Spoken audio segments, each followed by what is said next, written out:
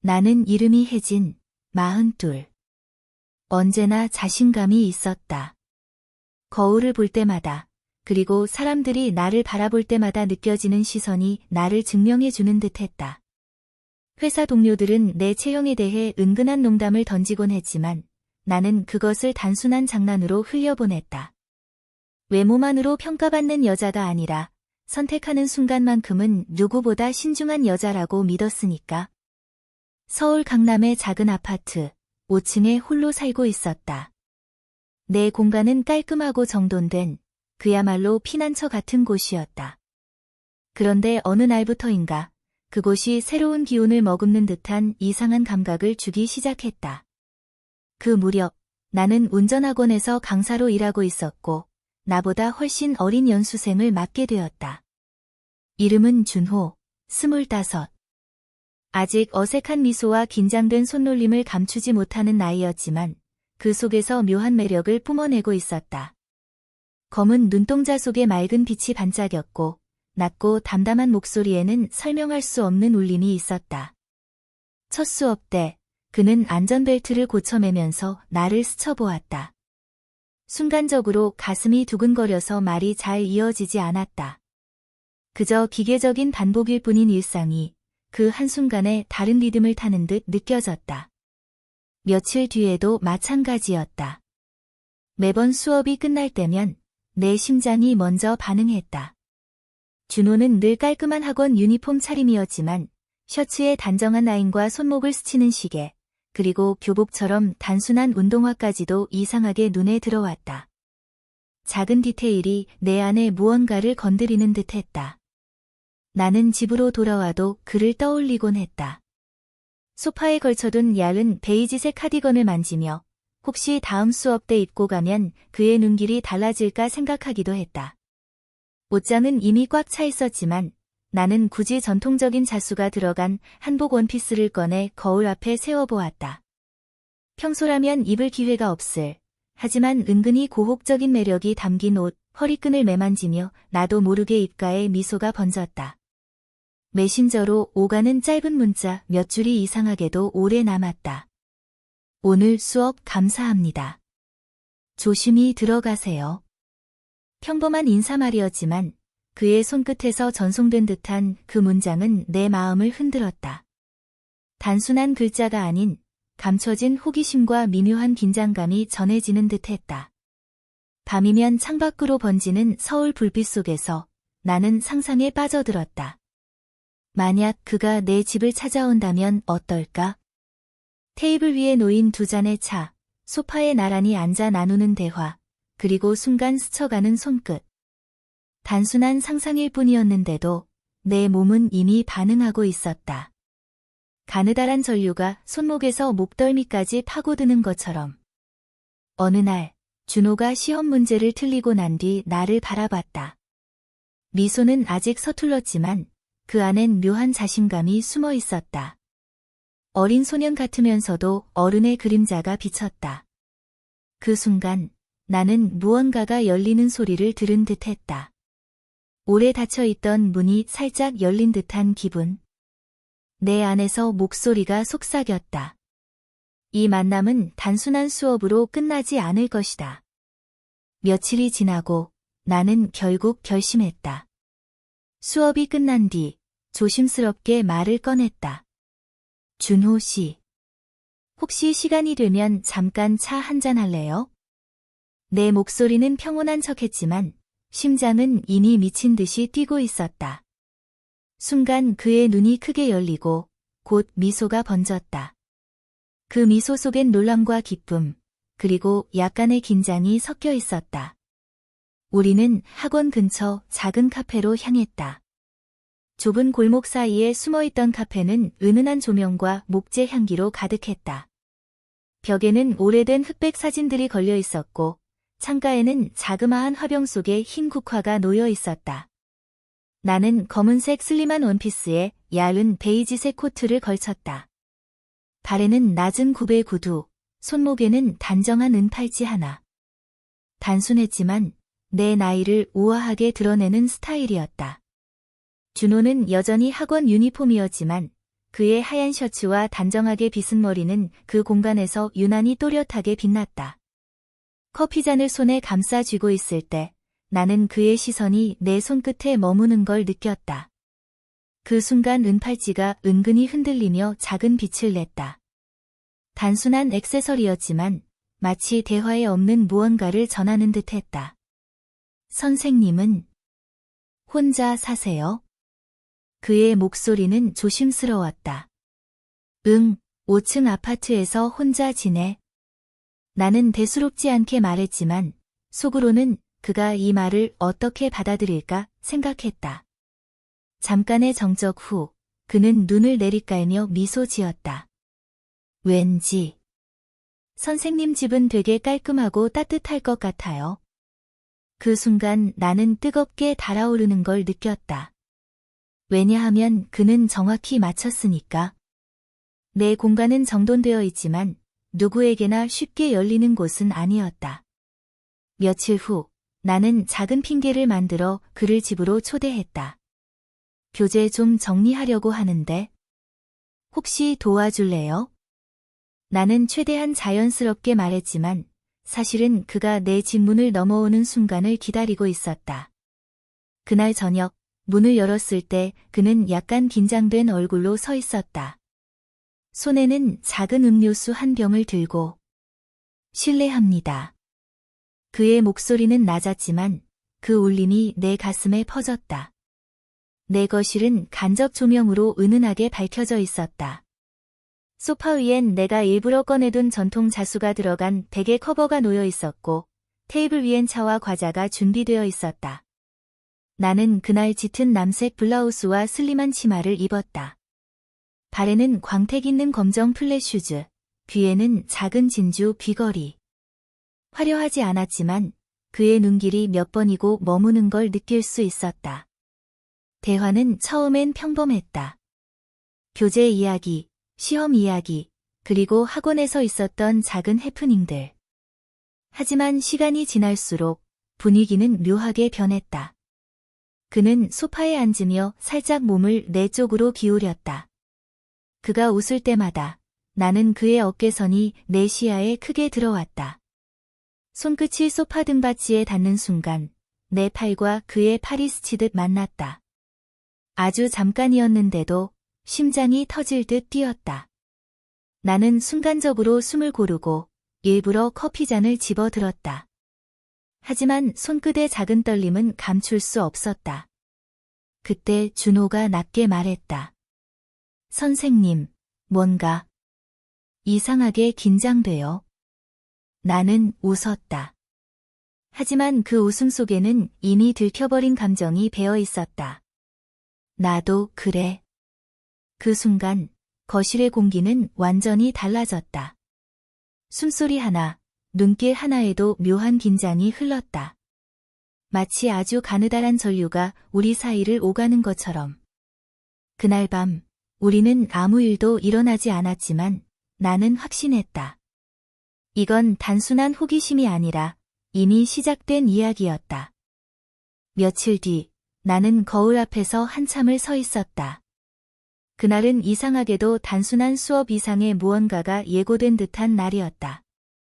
나는 평소 즐겨 입지 않는 의상을 꺼내 입었다. 은은한 회색빛 블라우스에 허리를 살짝 조여주는 검은색 치마, 그리고 얇은 스타킹. 발에는 광택 있는 하이힐을 신었다. 귓불에는 작은 은색 귀걸이가 반짝였다. 너무 의식한 티가 날까 속으로 중얼거렸지만 이미 멈출 수 없었다. 준호는 여전히 조심스럽지만 점점 달라지고 있었다. 차에 타서 시동을 걸기 전 그는 항상 안전벨트를 매만지며 내 쪽을 힐끗 보곤 했다. 그 눈빛에는 설명할 수 없는 무언가가 담겨 있었다. 어린 학생 같지만 동시에 남자의 기운도 점점 드러나고 있었다. 그날 수업이 끝나고 나는 아무렇지 않게 말했다. 오늘은 그냥 집 근처에서 저녁 먹을래요? 그는 잠시 망설이다가 고개를 끄덕였다. 좋아요. 우리는 조용한 한식집에 갔다.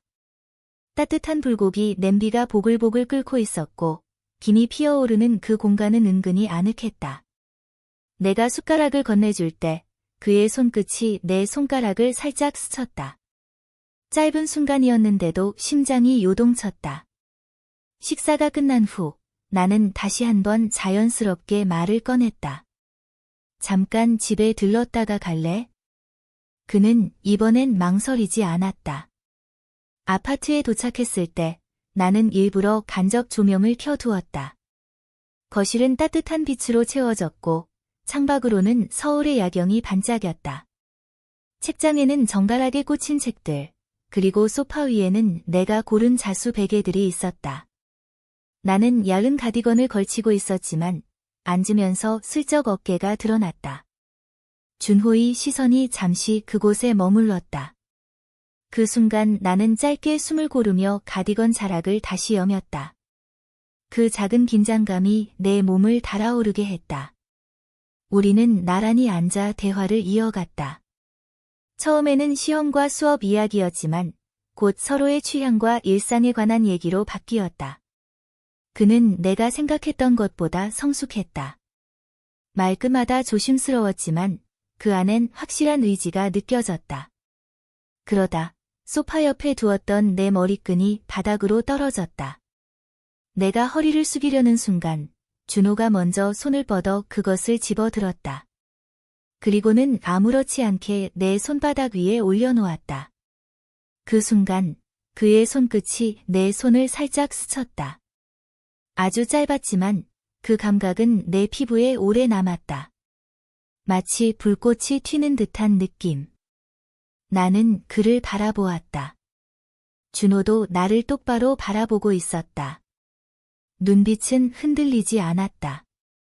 혜진 선생님. 그의 목소리는 낮고 깊었다. 나는 웃음으로 답했지만 이미 내 심장은 대답을 끝내고 있었다. 이제 시작이야. 조용히 흐르던 음악 소리가 거실을 가득 채우고 우리는 아무 말도 하지 않았다. 하지만 그 침묵 속에서 모든 것이 말해지고 있었다. 그날 이후 우리 사이의 공기는 완전히 달라졌다.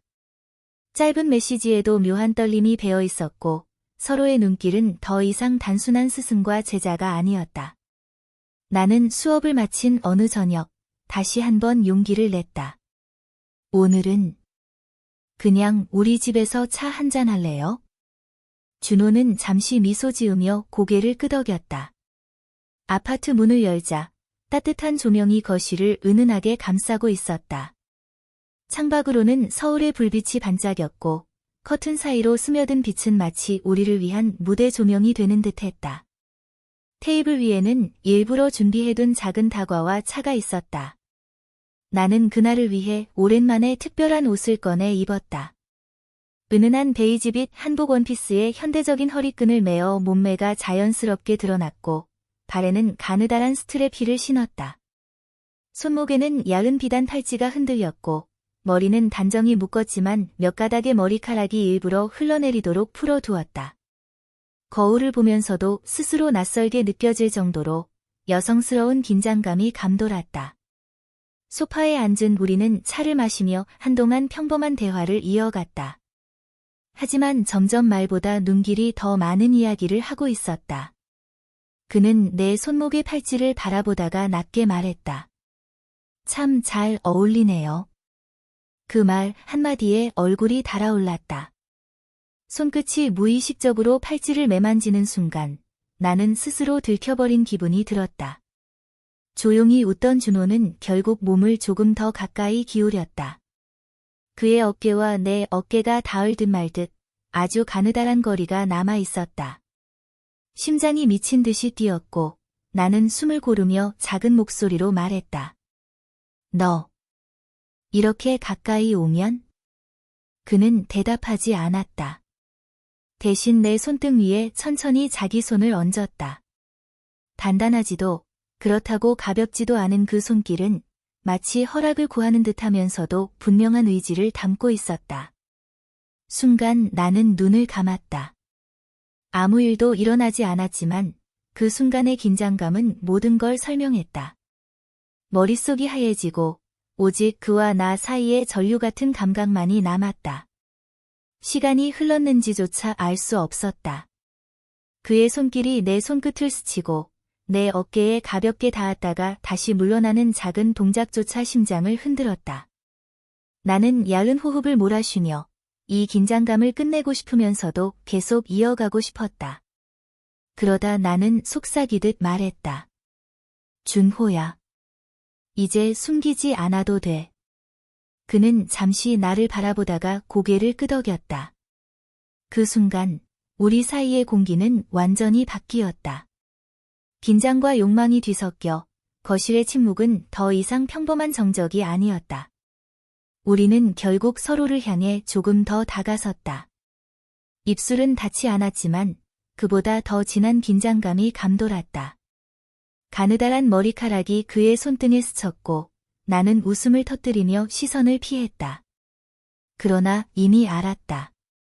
우리는 이제 되돌아갈 수 없다는 걸. 그날 이후 우리 사이의 거리는 완전히 무너졌다. 더 이상 선생님과 연수생이라는 경계는 의미가 없었다. 그는 나를 이름으로 불렀고 나는 그의 웃음을 기다렸다. 하지만 동시에 마음 한켠에서는 두려움이 고개를 들었다. 이건 위험하다. 머리로는 알면서도 몸과 마음은 이미 깊이 빠져버린 상태였다. 어느 늦은 밤, 준호는 다시 내 집을 찾아왔다. 이번엔 망설임도 핑계도 없었다. 문을 열자마자 느껴진 그의 눈빛은 단호했다. 나는 그날을 위해 진한 와인빛 원피스를 입었다. 은은히 비치는 실크 소재가 조명 아래에서 부드럽게 흔들렸고 발에는 가느다란 검은색 힐을 신었다. 작은 진주 목걸이가 쇄골 위에서 반짝이며 그를 향한 긴장감을 더했다. 거실에 앉아있던 우리는 처음처럼 말을 돌리지 않았다. 준호가 내 손을 잡아 끌듯 소파 가까이 다가왔다. 그의 손끝이 내 허리끈을 스치자 온몸에 전류가 흘렀다. 나는 숨을 고르며 속삭였다. 준호야. 이렇게 하면? 그는 조용히 대답했다. 알아요. 그래도 멈출 수 없어요. 그 말과 함께 우리의 숨소리는 거실 가득 번져 나갔다. 입술은 여전히 닿지 않았지만 그의 손길과 나의 호흡은 이미 서로를 감싸고 있었다. 마치 전통과 현대가 겹쳐지는 듯 내 몸을 감싸던 한복 원피스와 그 위로 스치는 그의 손길은 이상한 금기를 깨뜨리는 듯한 전율을 안겨주었다. 나는 그의 눈빛에서 진심을 읽었다.